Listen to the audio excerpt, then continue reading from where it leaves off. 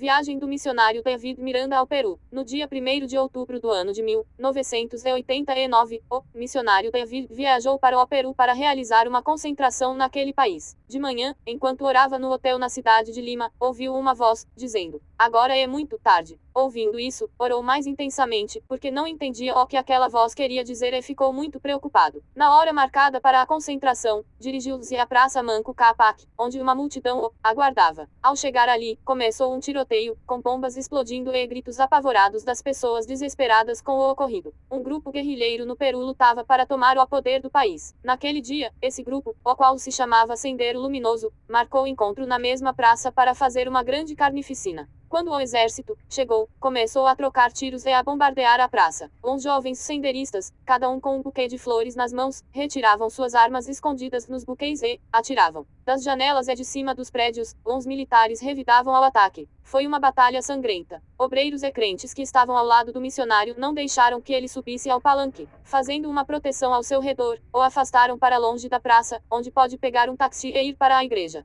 Todos os crentes que estavam na praça se deitaram no chão e clamavam ao Senhor em alta voz, pedindo um livramento do céu. Deus respondeu à oração dos seus fiéis, não permitindo que um só fio de cabelo daqueles crentes fosse atingido. A mesma legião de morte que atentou contra a vida do meu esposo investiu também contra mim, aqui no Brasil, entrando em 2 cães de guarda que tínhamos na chácara. Tinha me levantado às 7 horas e fui abrir o portão para o caseiro entrar. Mas, no meio do quintal, uns 2 cachorros me atacaram com uma fúria maligna e me jogaram no chão. Por meia hora, fiquei lutando com aquelas 2 feras de dentes afiados, que queriam atingir meu rosto e pescoço. Defendia-me com os braços, mas quando afastavam um, o outro cachorro me abocanhava e minhas forças se exauriam. Parei de lutar, comecei a ver uma neblina à minha frente a uns 2 metros de distância, e pensei, quando chegar ali, irei descansar, e senti muita paz. Penso que era o paraíso de Deus e eu estava para entrar nele. Mas, quando minha boca se abriu para clamar pelo sangue de Jesus, o livramento veio na hora. Uns cães pararam o ataque, o caseiro conseguiu pular o alto muro e prendeu uns animais no canil. Eu estava semiconsciente, pois me lembro, como se fosse um sonho, da minha funcionária, Nina tentando me levantar do chão. Meu genro Lourival e minha filha Débora, que tinham dormido lá naquela noite, colocaram-me no carro e eu ouvia ao longe a voz de minha filha falando comigo, pedindo que não dormisse. No hospital, entrei, pela emergência,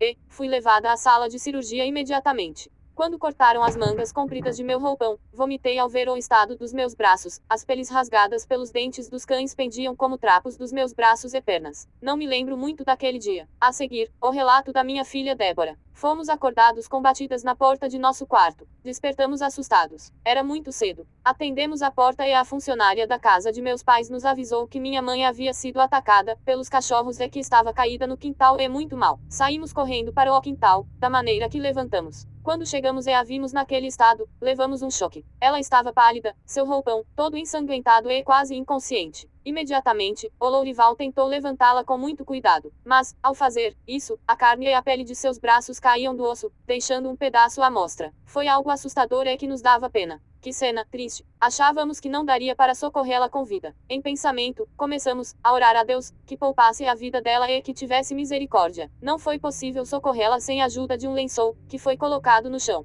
Puxamos pelas pernas, que estavam menos mordidas, e, ombros para cima deste lençol, que se tornou uma rede, e a deitamos no banco de trás do carro. Coloquei a cabeça de minha mãe em meu colo e o Lourival sentou-se ao volante. Saímos voando estrada abaixo, em direção ao hospital mais próximo, que estava a uns 20 minutos. No trajeto, eu ia falando à minha mãe: "Mãe, não durma, fale comigo. Não adormeça, fale." Ao mesmo tempo, eu só clamava: "Senhor, não deixe minha mãe morrer. Tenha misericórdia, meu Deus." Ao chegarmos ao hospital, o Lourival saiu correndo para chamar um enfermeiro, que trouxesse uma maca para levá-la ao pronto atendimento. Ele disse ao pessoal: "Olha, estou com uma pessoa aqui no carro que foi atacada por cachorros e precisa ser atendida urgente." Eles disseram: "Não podemos atender, pois não há médico para este tipo de caso." O Lourival não pensou 2 vezes e puxou uma maca que estava na recepção. Colocamos ela na maca e saímos empurrando pronto-socorro adentro. O Lourival disse: "Ei, agora, com vocês. E vocês têm que atender." Chamem médicos para atendê-la. Levaram-na para a sala de emergência. Logo em seguida, disseram ao Lourival que descesse a um local no subsolo. E ali, ele foi. Em seguida, chegaram alguns policiais que começaram a interrogá-lo. O que você é dela? O que aconteceu? Foi alguém que a esfaqueou. Na verdade, eles desconfiavam que o Lourival ou alguém da família a tivesse esfaqueado. O Lourival ficou um bom tempo respondendo às perguntas dos policiais. Só o dispensaram, após terem certeza de que o que havia passado fora mesmo um ataque de cães. Fui anestesiada, lavada com escova e antisséptico e levei mais de 100 pontos. Meus filhos combinaram, entre si, que não contariam nada ao pai até que ele chegasse no Brasil. Quando ele telefonou do Peru naquela noite, querendo falar comigo, deram uma desculpa qualquer para eu não atender ao telefone. No dia seguinte, meu filho David foi ao aeroporto buscar o pai e o levou ao hospital onde estava internada. Não me lembro da sua chegada, mas sei que fui transferida para outro hospital, onde estive por 2 semanas fazendo insertos de pele. Ainda que eu andasse pelo vale da sombra da morte, não temeria mal algum, porque tu estás comigo, a tua vara e o teu cajado me consolam. Salmos 23.4. No dia seguinte ao ataque dos guerrilheiros no Peru, uns jornais locais do mundo mostravam as fotos de dezenas de senderistas mortos. Sangue escorria pelas ruas, mas na igreja nenhum dos crentes perdeu a vida, apesar de terem estado debaixo de fogo cruzado naquela praça. 1000 cairão ao teu lado, e 1000 à tua direita, mas tu não serás atingido. Somente com os teus olhos olharás e verás a recompensa dos ímpios. Salmos 91.7-8. Anos depois, o missionário David voltou ao Peru e o grupo Sendero Luminoso ainda perturbava o país com ameaças e violência. Então, a concentração só foi anunciada na noite anterior, para evitar que preparassem novo ataque. O culto foi realizado com muita cautela, mas Deus mandou um recado para nós. Uma pomba branca pousou no tablado em que o missionário estava pregando e ali ficou durante todo o culto. Era Deus nos dizendo que brevemente haveria paz naquele país, o que aconteceu em pouco tempo, pois um presidente declarou guerra contra o grupo senderista e o exterminou. Depois disso, a Igreja Pentecostal Deus e Amor cresceu no Peru de forma extraordinária e abriu congregações em todos os departamentos. Até alguns senderistas se converteram a Jesus. Bodas de prata. Em 1990, completamos 25 anos de casados e em junho fizemos uma pequena cerimônia no final do culto.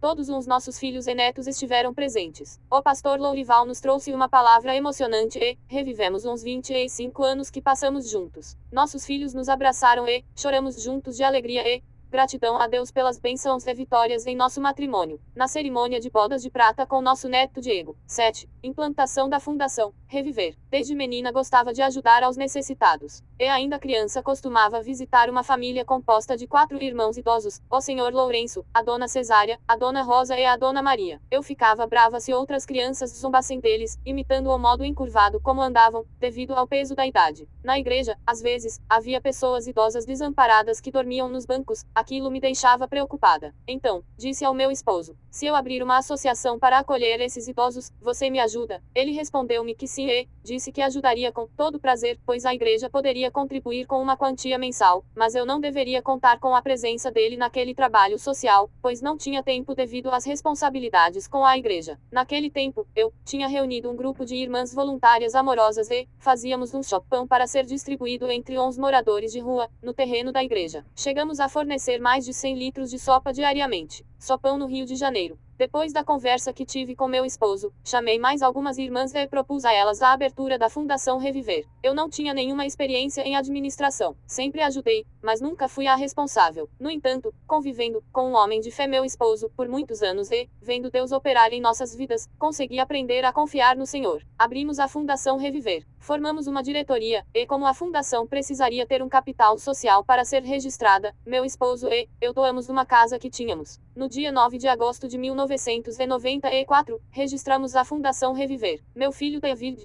tinha uma casa vazia na Serra da Cantareira. Não era ideal para 11 idosos, por ter algumas escadas, mas era a única que tínhamos. Então a alugamos. Doei meus sofás, uns móveis da sala de jantar, a lavadora, a geladeira e outras coisas mais. Nossa casa ficou vazia e um dia, nosso neto Lucas, que era pequeno, me perguntou: aqui não tem lugar para sentar, vó? Inauguração da primeira casa de idosos na Serra da Cantareira. Nossos primeiros internos. Compramos algumas camas e acolhemos uns idosos que dormiam nos bancos da igreja. Quando inauguramos a casa, contávamos com 8 internos, fora uns funcionários. Como morava perto de lá, eu acabava almoçando todos os dias com eles e aproveitava para dar meu apoio, conversando e resolvendo todos os problemas pessoalmente. Nesse intuito de fazer a coisa certa, acabei negligenciando minha própria família. Nunca estava em casa almoçando com os meus. Levantava cedo e ia para o abrigo dos idosos e depois para o escritório na igreja. Ainda apresentava o programa de rádio, preparava estudos bíblicos e só voltava para casa à noite, cansada, sem ânimo para conversar e querendo dormir. Essa foi minha rotina, por meses a fio.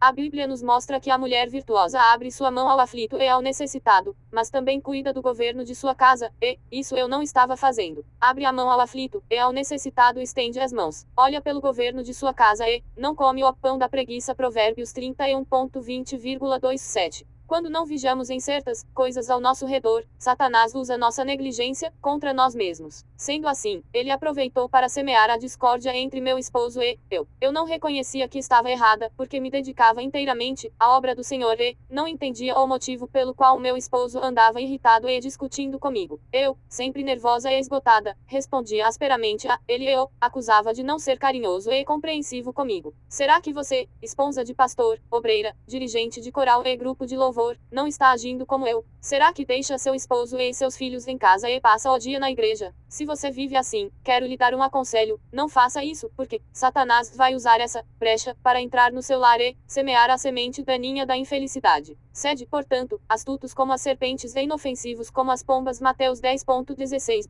Aos poucos, com muita luta, fui aprendendo a dosar meu tempo no serviço do Senhor, pois a palavra de Deus nos ensina, em Eclesiastes 3.1, o seguinte: tudo tem o seu tempo determinado, e há tempo para todo propósito debaixo do céu. No ano de 1996, uma irmã moradora da cidade de Sarutaiá, no interior do estado de São Paulo, trouxe-me a notícia de que o prefeito de lá, Sr. Teodoreto, doaria para a Fundação Reviver uma área de terra com 27 mil metros duas na entrada da cidade. Ela trouxe as fotos de um terreno enorme, coberto por um capinzal, que era o que o prefeito doaria. Fiquei felicíssima com a oferta, mas se fosse hoje não teria aceitado, devido à longa distância que aquele local fica de São Paulo. Mas, enfim, fui a Sarutaiá e a proposta era que a prefeitura doaria o terreno e nós teríamos que construir o abrigo para 11 idosos em um ano, no máximo. Assinamos uns documentos e começamos a batalha para contratarmos uma empreiteira para a construção. Eu não fazia a menor ideia de preços de materiais, mão de obra e, principalmente, de documentações para a construção. Não sei se fui corajosa ou inconsequente, só sei que começamos a obra rapidamente. Início da obra em Sarutaiá, São Paulo. Início da obra em Sarutaiá, São Paulo. Lançamento da pedra fundamental em Sarutaiá, com o pastor Lourival de Almeida. Como estavam chegando muitos idosos, a Casa da Serra já não comportava a todos. Então, até que ficasse pronta a unidade de Sarutaiá, transferiam os velhinhos para nosso sítio em Mairiporã. Internos em nosso sítio em Mairiporã, aguardando a transferência para a unidade de Sarutaiá.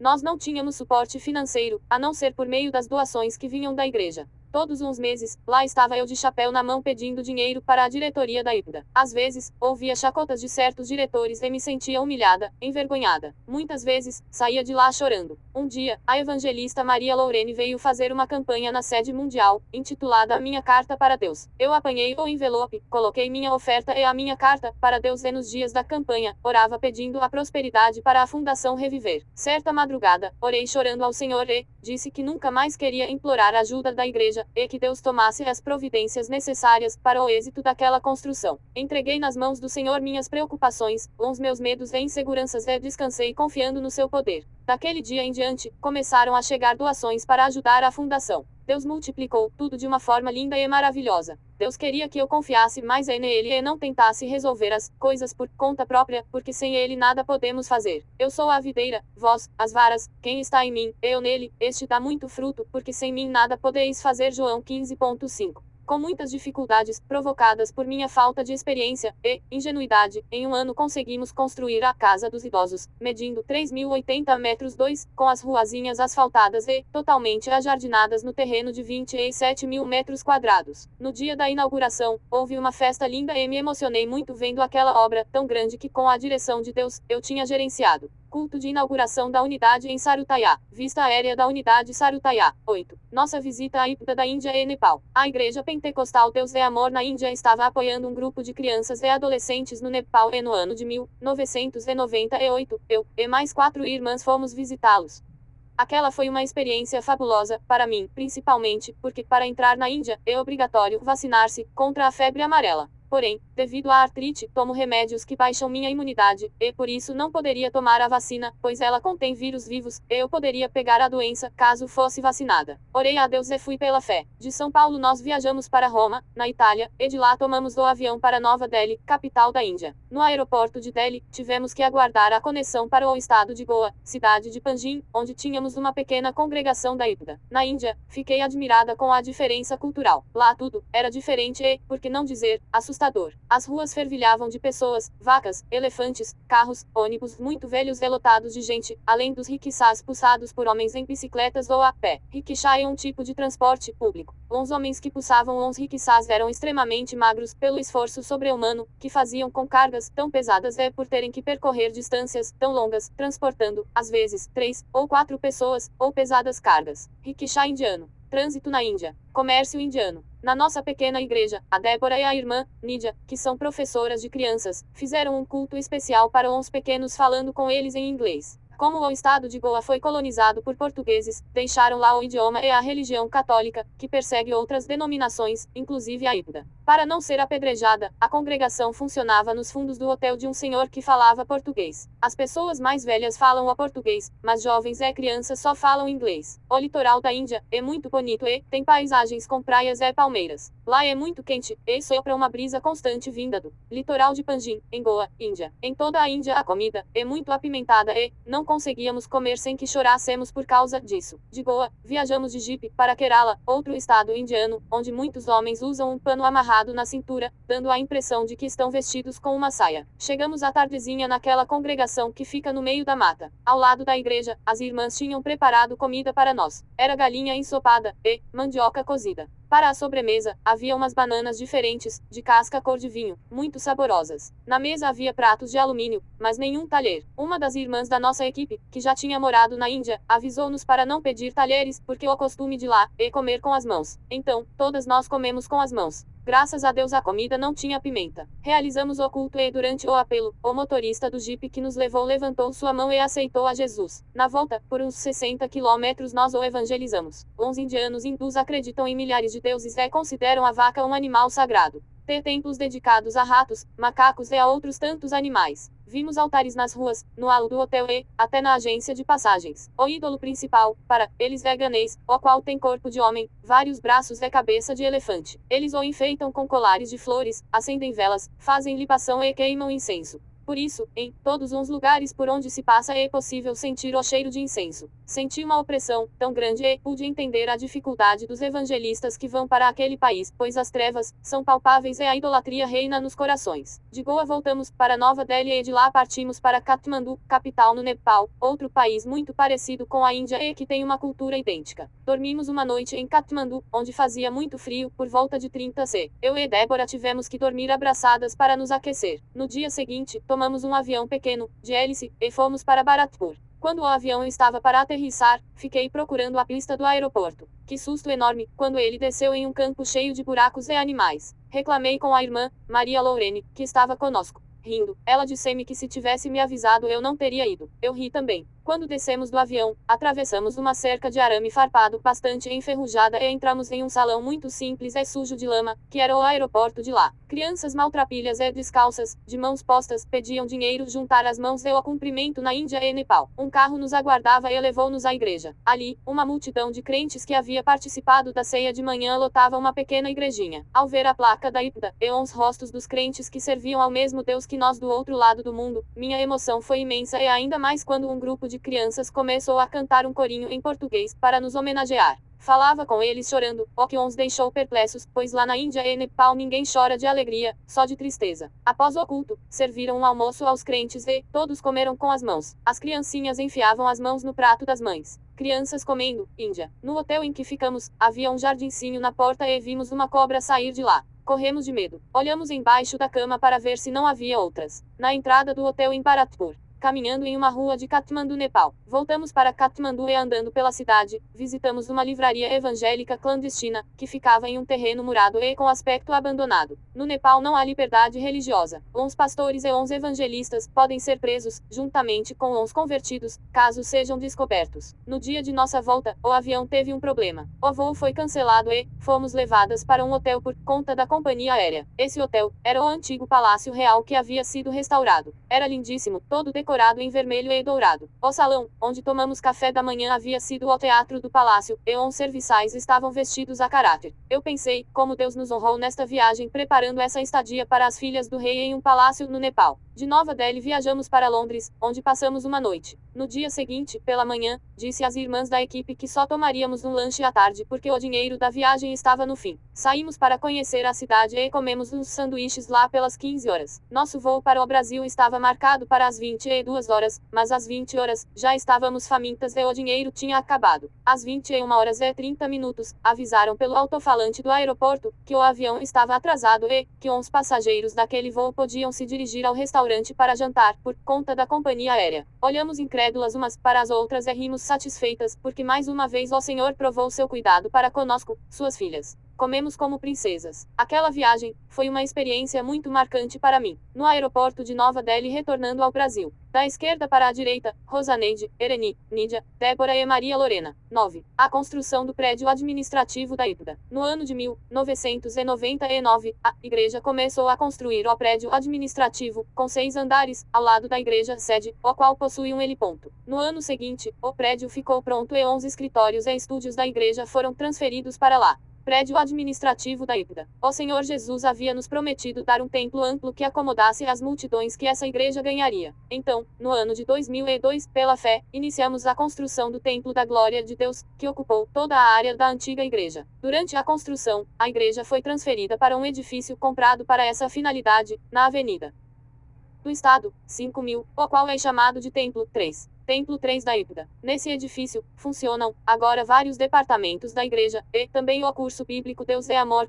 onde alunos interessados em estudar a palavra de Deus se reúnem 2 vezes na semana. Também funciona ali o seminário teológico. Aluno do QPDA, recebendo o diploma do curso intensivo de missões. Naquele mesmo ano, a Fundação Reviver adquiriu um imóvel na Rua dos Alpes, no Cambuci. Ali, após uma reforma, foi instalada a creche Arco-Íris, que atende crianças de risco que vivem nas ruas ou em albergues da região. Diariamente, elas fazem 4 refeições, tomam banho, ganham roupas limpas e brinquedos e recebem o ensinamento da palavra de Deus por meio de professoras formadas em pedagogia. A compra de terreno na Serra da Cantareira para a Fundação Reviver. No ano de 1999, a IPDA comprou um terreno de 98.450 metros quadrados na Serra da Cantareira, e doou para a Fundação Reviver. Ali planejávamos construir uma aldeia para mães ou casais sociais viverem com 5 ou 6 crianças abandonadas, em formato de famílias, criando-as e educando-as na doutrina do Evangelho. Mas, devido a divergências com o Estatuto da Criança e do Adolescente, tivemos que mudar nossos planos. As 27 casinhas foram construídas, mas hoje funciona o atendimento de psicologia naquele local, atendendo crianças e adolescentes carentes da região, além de uma creche que atende a 74 crianças de famílias de baixa renda. Maquete da Aldeia Reviver, na Serra da Cantareira. Inauguração Aldeia Reviver, na Serra da Cantareira. 10.